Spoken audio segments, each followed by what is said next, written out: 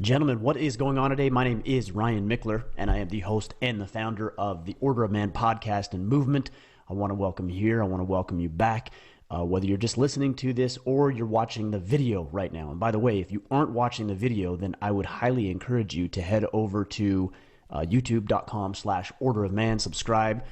We've really been growing. I think I started the YouTube channel roughly 5 years ago, but haven't done anything with it up until probably 6 or so months ago.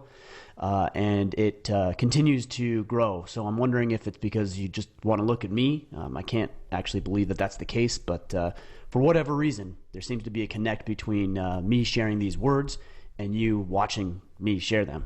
So if you feel so inclined, then head over to YouTube and check it out. Guys, either way, I'm glad you're here. This is a podcast designed, I should say a movement. I say that every week. It's not only the podcast, but it's the events, it's the social media profiles, it's the blogs, it's the videos, it's the podcast, it's everything that we're doing. And it's my goal to reclaim and restore masculinity in a society that seems to be increasingly dismissive of it, which is actually what we're going to talk about today. I did a new segment last week, and I called it Ridiculousness of the Week. You know, I reconsidered that. And sometimes I have good ideas, and most of the time they're bad ideas.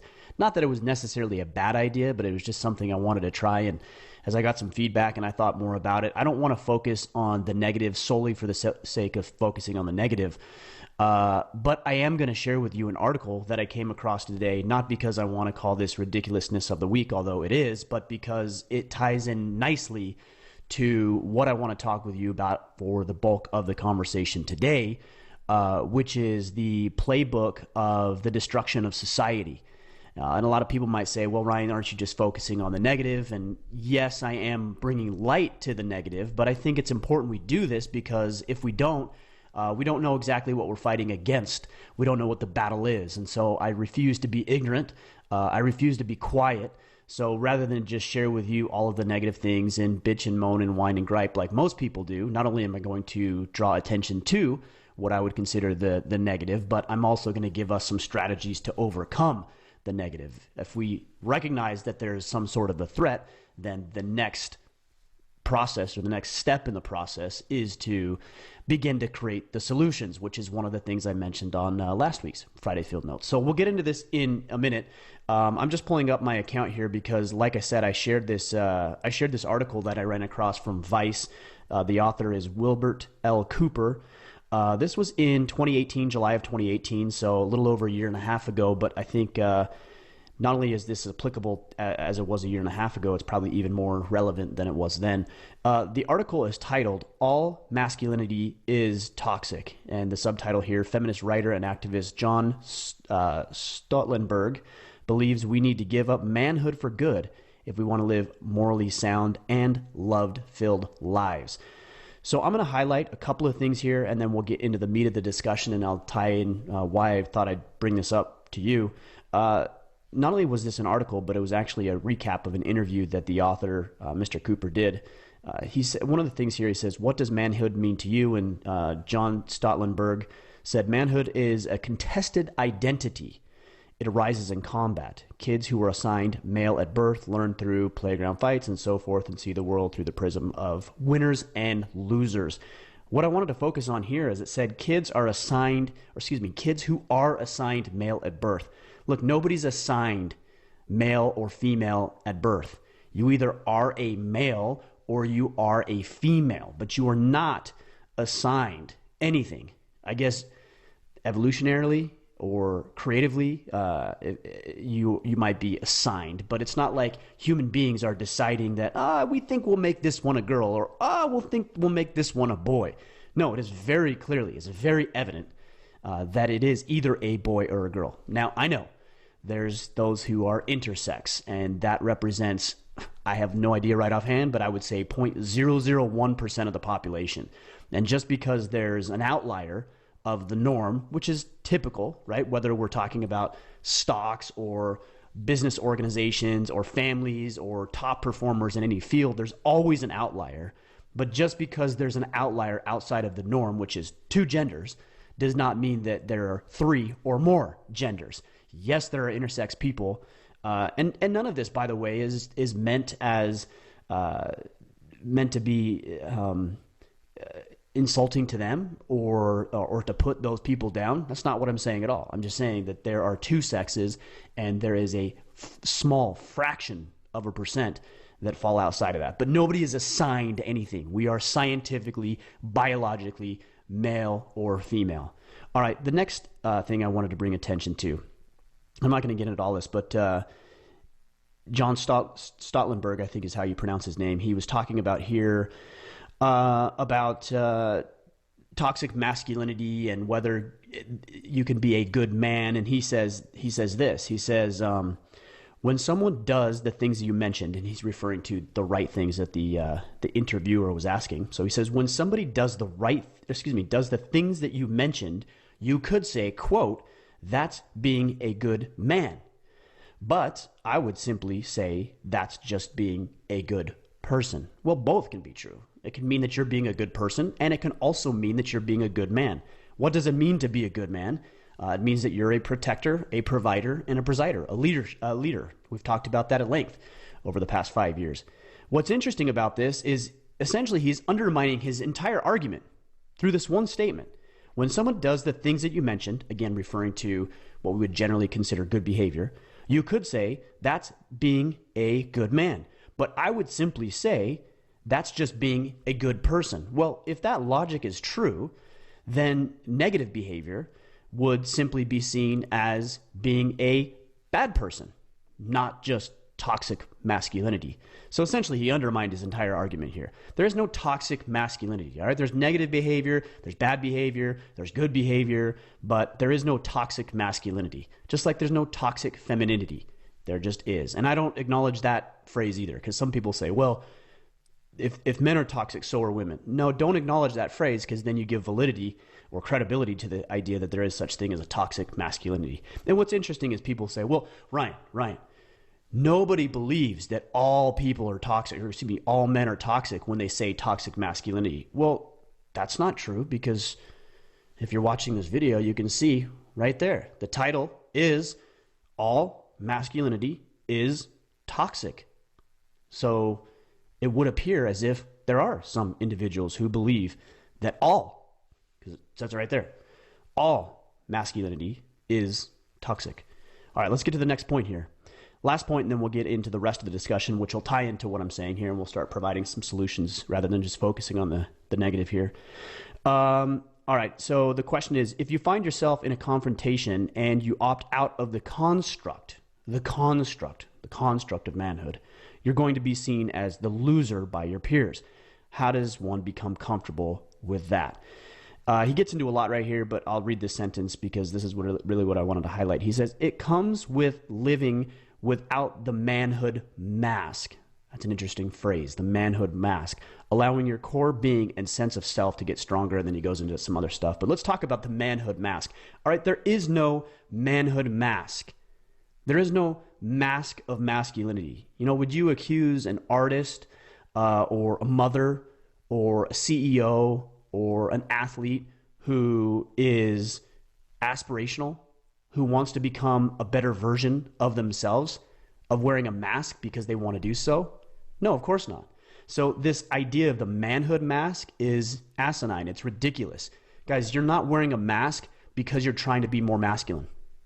You're not wearing a mask because you want to be a more capable protector, provider, and presider. You're aspiring to be something more than you currently are, to become the best man that you're capable of becoming. That's not a mask.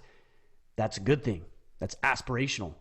And that's something that should inspire and uplift other people, you, and serve everybody well. So again, that's the article I wanted to share with you. Not ridiculousness of the week, although it is ridiculous, but I share that specifically with you because I wanted to talk with you about the subject today. And specifically, I decided to call this the Playbook to Destroy Society.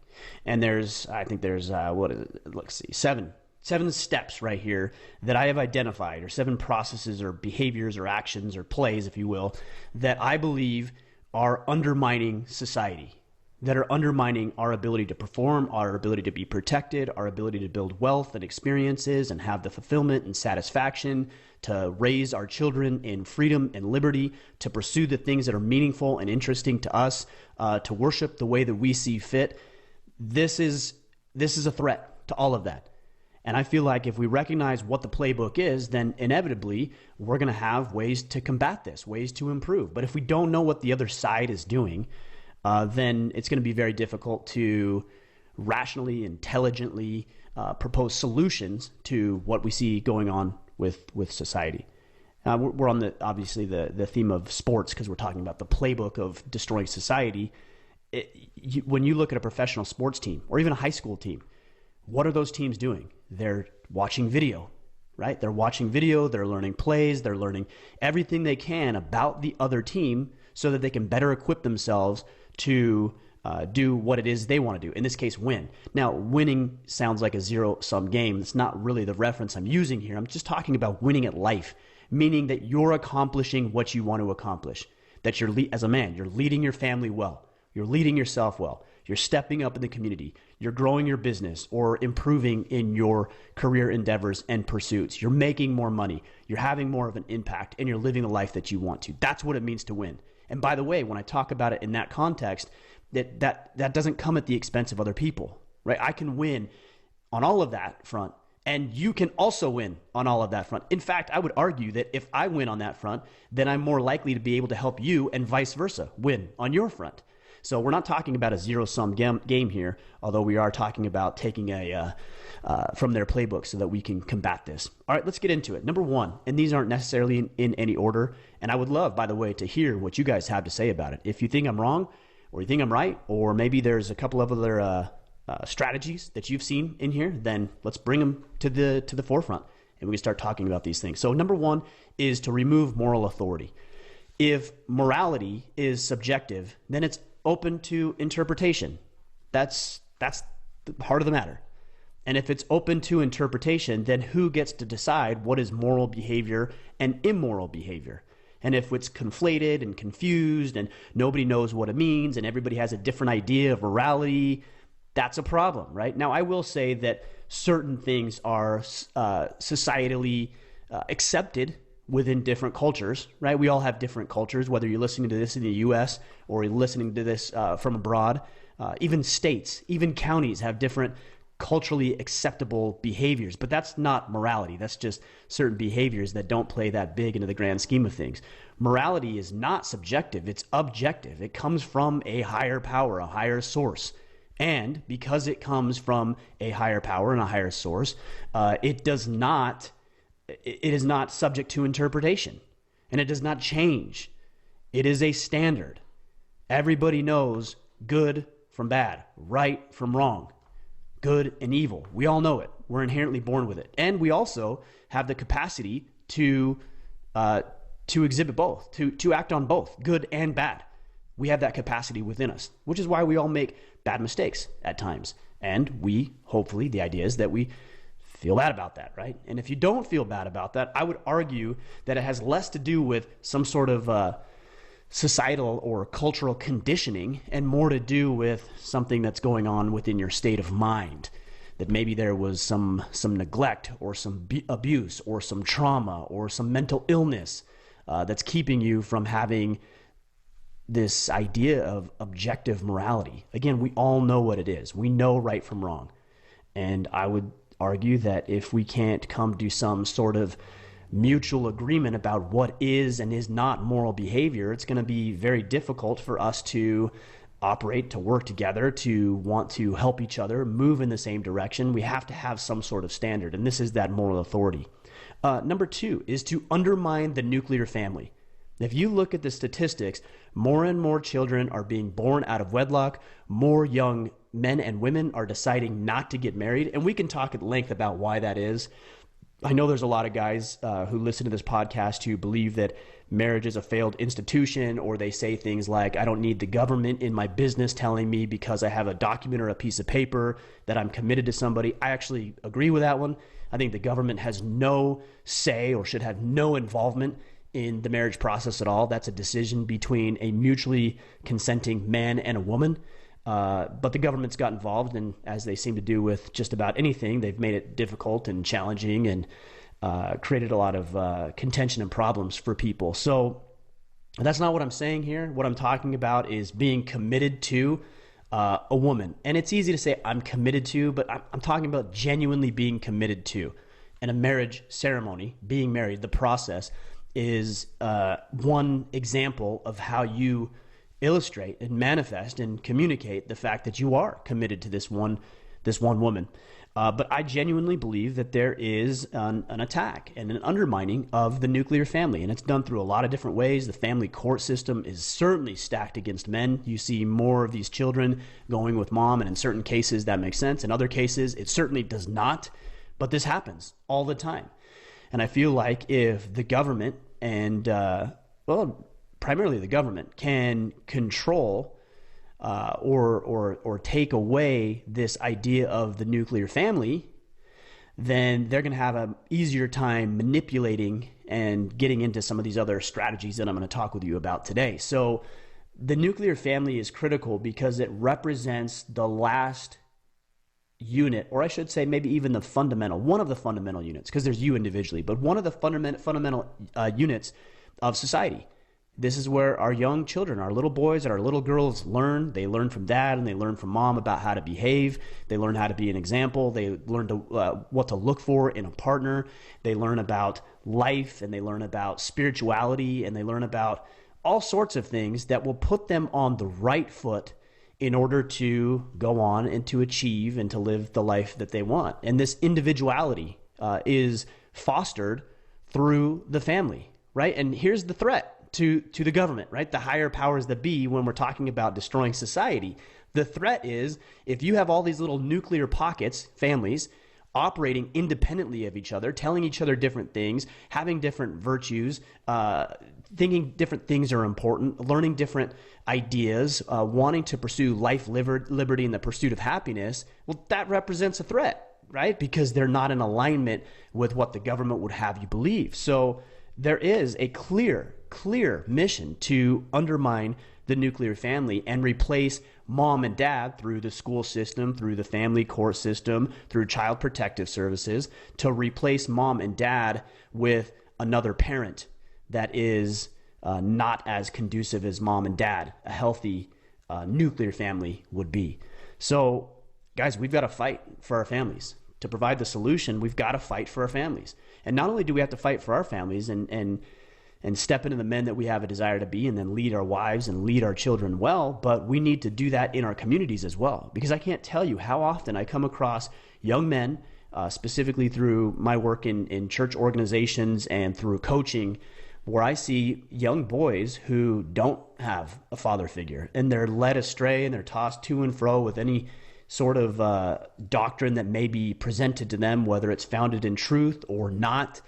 We have a very serious moral obligation and responsibility to step up in the lives of the people within the walls of our home, and also the lives of the people who are not in our home, our neighborhood, our communities, and then we continue to branch outward and outward so that we can help these young men and young women in the absence of a healthy nuclear family. We can be that. We can be that example. Not to the degree a nuclear family could be, and certainly won't replace that. But if you can invite a young boy over because he's friends with your son, or a little girl over because she's friends with your daughter, and you can show a healthy example of how this is supposed to work, the nuclear family, can you imagine what kind of impact that will have on that child who doesn't have that in any other context, in any other capacity? It's very, very important that we maintain the integrity of the nuclear family.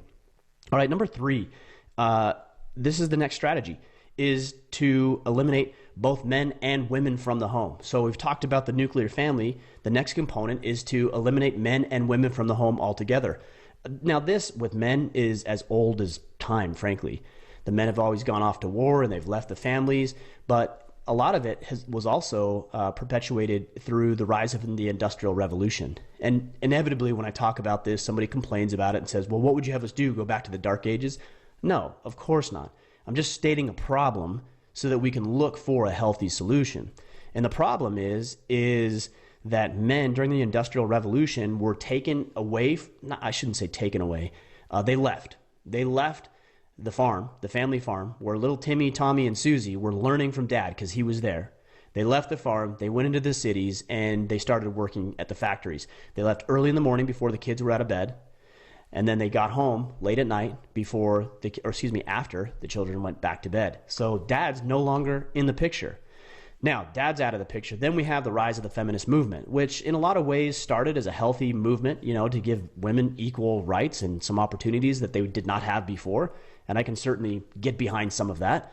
But the problem is that women were told that you are not equal, or you are not as important because you're staying home with little Timmy and little Tommy and little Susie while your husband is out here in the workforce and he's providing real value.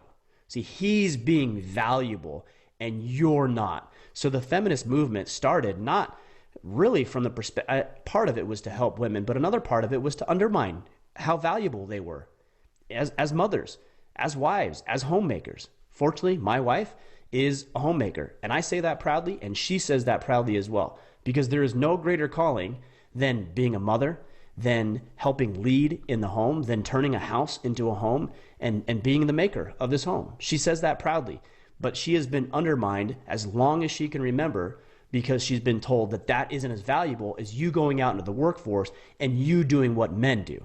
Can women do what men do? In a lot of contexts, yes, they can. Should they, or do they need to in order to be valuable? Of course not. Of course not.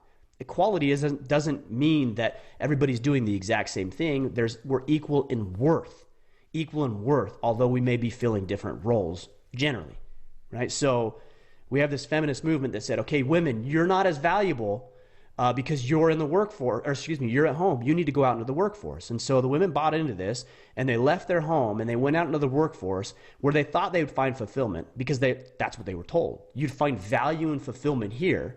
And then they left little Tommy and little Susie and little Timmy, I think is the other child I named here.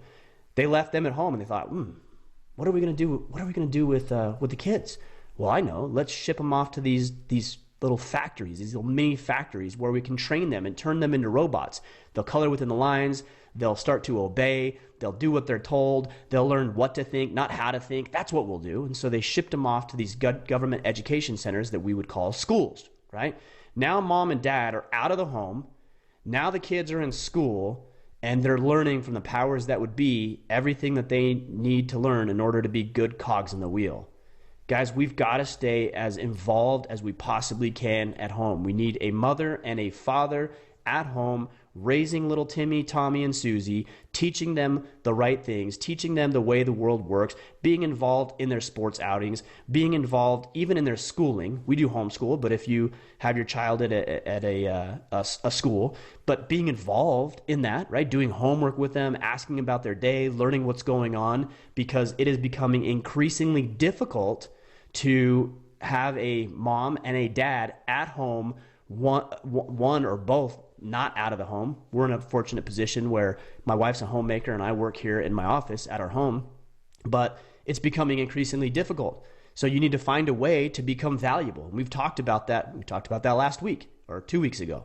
We've talked about it at length over the past 5 years. The more valuable you are, the more, and I'm talking about it in the context of career, the more money you'll make, which will afford you the opportunities for potentially mom to stay at home.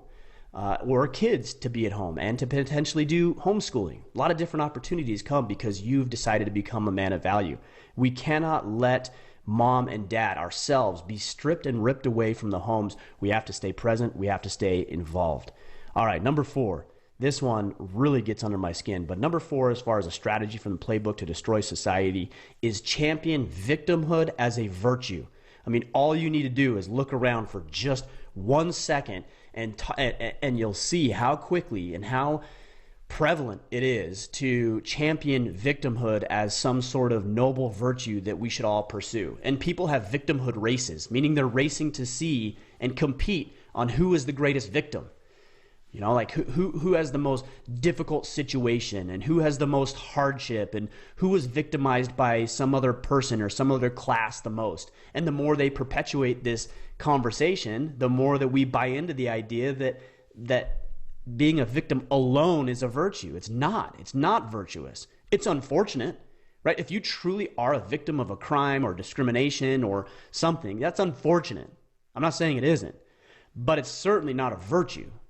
Virtue is found in overcoming being a victim. Virtue is found in rising above your current state. You know, we hear a lot about things like male privilege, for example. Well, what would you have me do? What would you have the millions of men who listen to this podcast do? Not be men? Actually, that's probably what the objective is. But you can't do that, all right? And besides, male privilege, it doesn't exist. Like, we all have hardships. Men have some of the same hardships. Men have harder circumstances in many cases.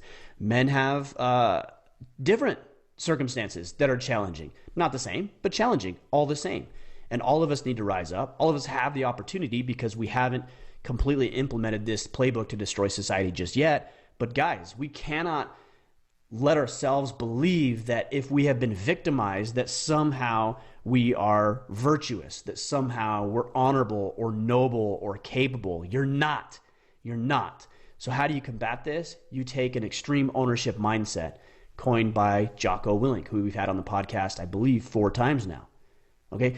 Extreme ownership. And by the way, I'm not saying take blame for things that you shouldn't be taking blame for, but are there areas of your life where you can take responsibility for?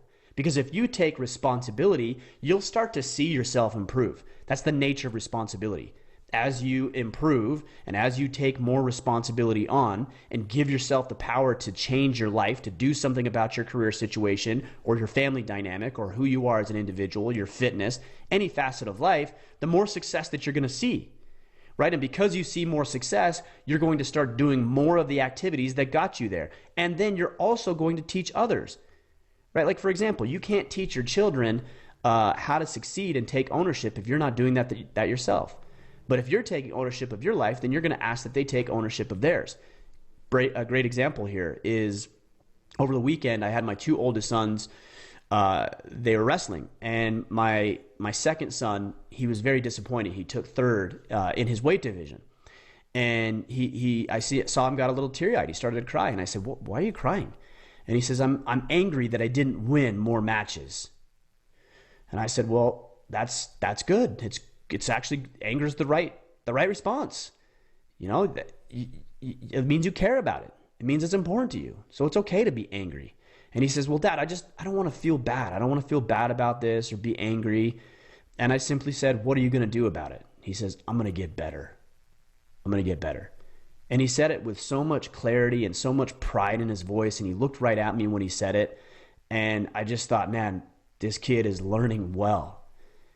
He understands that you can't place a bunch of burden of responsibility on other people. You know, could he have said the ref or the conditioning or his coach? I mean, yes, he could have said 1,000 things, but instead he simply said, "I'm going to get better." And this is a kid who is going to get better. How do I know? Because this is what he continues to do in other areas of his life. And he will do it here. My oldest son, he didn't have a great performance at all last night or yesterday. And he said, "Dad, I'm really discouraged." Because I asked him about this stuff. He says, "I'm really discouraged. I'm really frustrated with it." And I said, "Yeah, I understand." And he's like, "Those kids weren't even in my same weight. One of them was 15 pounds heavier than me." And he started to come up with some other things. And I said, Stop right there. I don't want to hear your excuses." I said, "Do you think you could have beat him?" He says, "Yeah, I probably could have." And I said, "Exactly. So the 15 pounds heavier may have been a reason, but it's not an excuse. Now you got to get better." So you can see how even like my children, they fall into it. I fall into it. Like, it's so easy to blame your boss or your wife or the economy or your coworker or whoever or whatever for your lack of results. Although that might have something to do with it, it is not solely other people or external circumstances. It's you. And the more you can take ownership of your life and completely reject and be repulsed by the idea that being a victim is virtuous, the better off you're going to be and the better off the people in your life are going to be, because they're going to see the way that you lead. All right, number 5, diminish the distinction between sexes.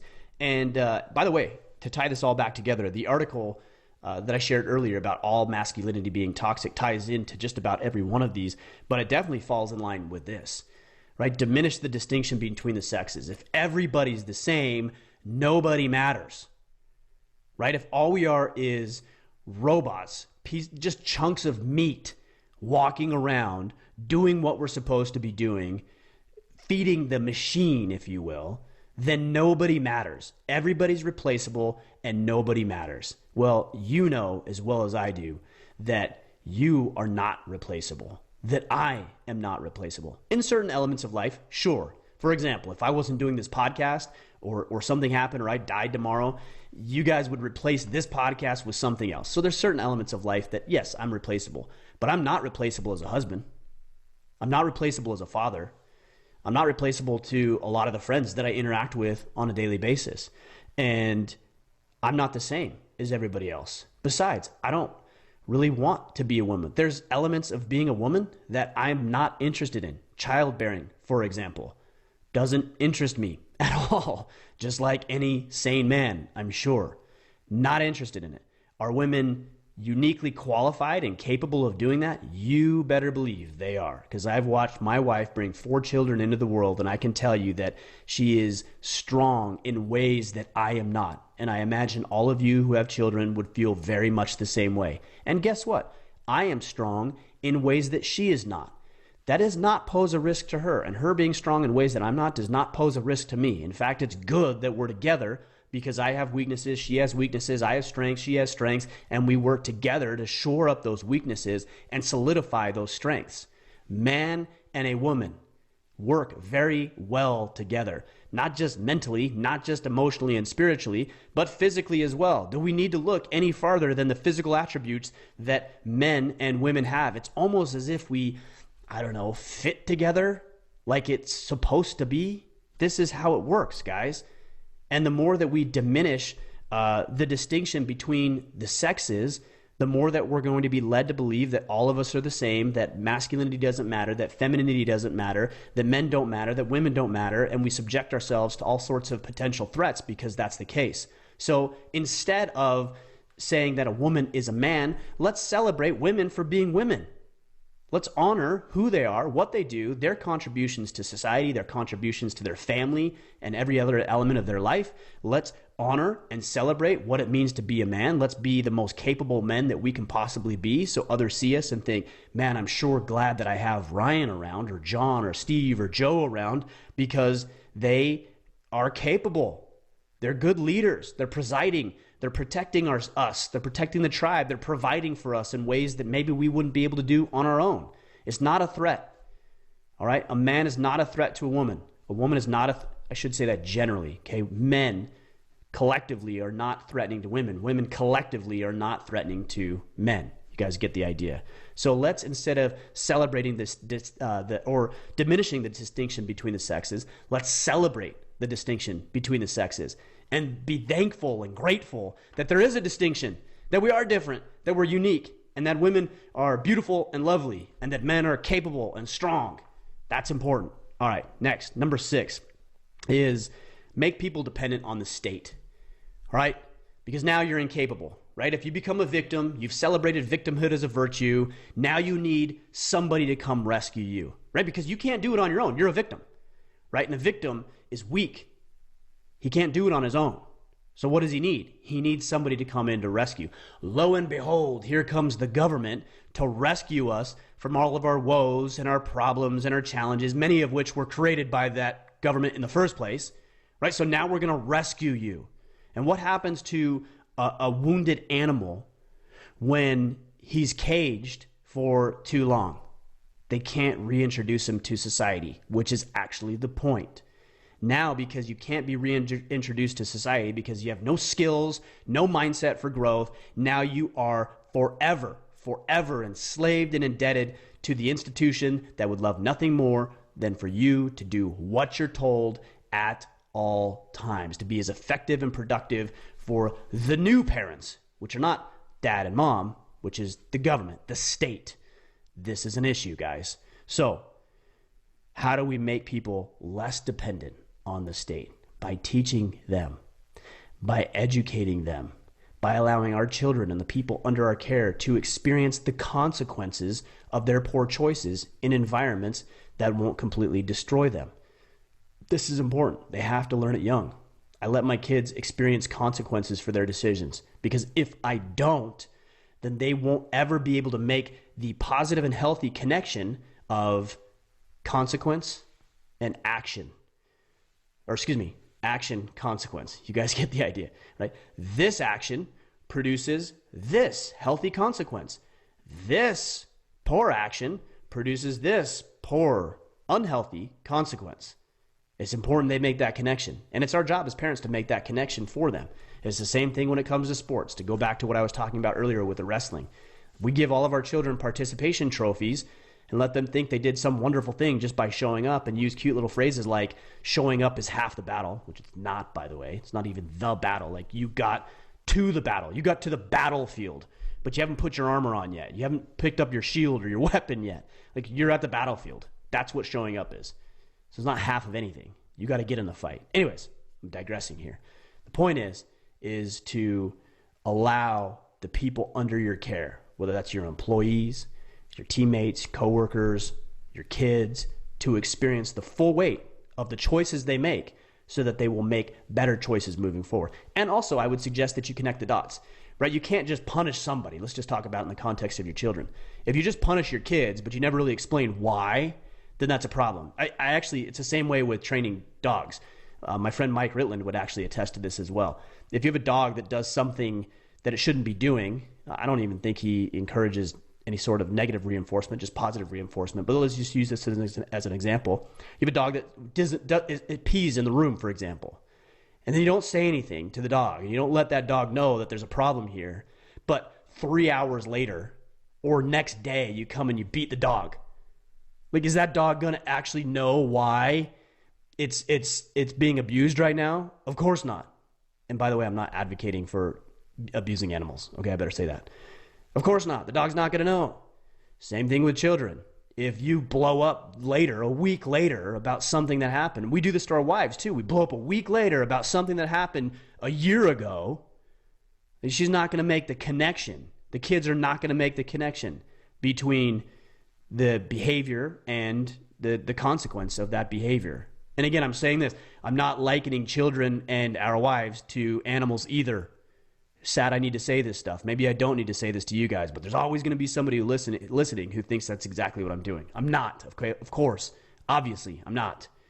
So anyways, point number 6 is from the playbook, from the strategy to destroy society, is make people dependent on the state. All right, we have to be independent of the state. I talk about this in the book Sovereignty, the battle for the hearts and minds of men.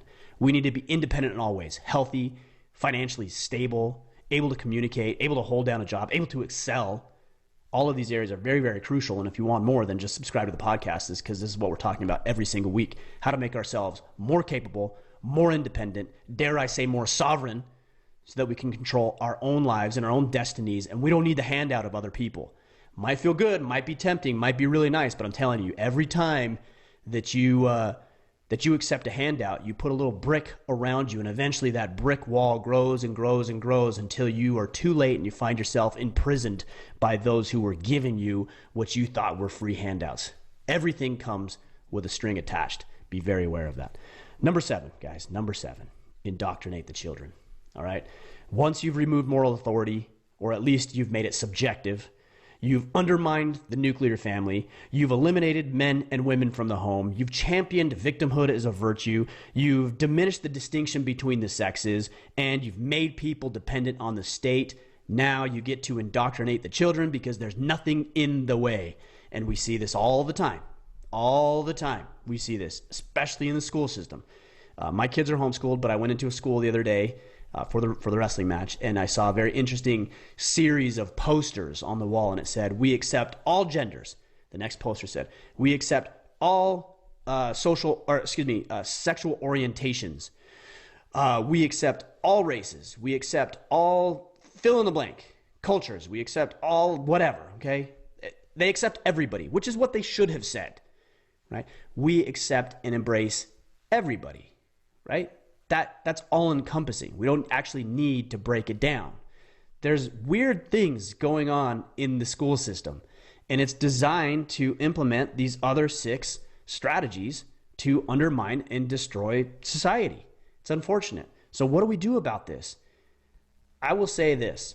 that all teaching of children could be considered indoctrination, because this is actually one that I get a lot, right? Doctrine. You're teaching them a doctrine, a principle, whether you're teaching from the Bible or from your own mind and experiences, it's a doctrine, right? It's a way of living. So people will say, well, Ryan, you talk about not indoctrinating the children, but isn't that exactly what you're doing to your kids when you teach them? Yes, correct. That is exactly what I'm doing. And the reason I'm doing that is because I want them to have sure footing. I want them to have a foundation that has proven to work time in and time out, not only for me, but for millions and millions and potentially even billions of people across the planet. That's what I want them to have. And by the way, that is my responsibility. It's my opportunity as a father, because I have a leadership position with my children. Like, it's my responsibility to teach them what I know. It's not anybody else's responsibility. So I would actually highly encourage that you take a look at homeschooling. And if you're not ready to go that route, which is becoming increasingly viable, then you better damn well be involved in their education process. And you better ask them about their day. And you better ask what they're learning. And you better be very, very present with them. Because if you're not teaching them, they're being taught. By who? I don't know. That's the problem. If you don't know what your children are being taught, or 1 year they're learning this and 1 year they're learning that, you are being systematically replaced as their guardian. Their parent, yes, but their guardian. Their guardian is there to protect them, right? Not shield them from everything, because we talked about the consequence of choices, but to protect your children, to give them the tools and the resources and guidance and direction they need to thrive and flourish in life.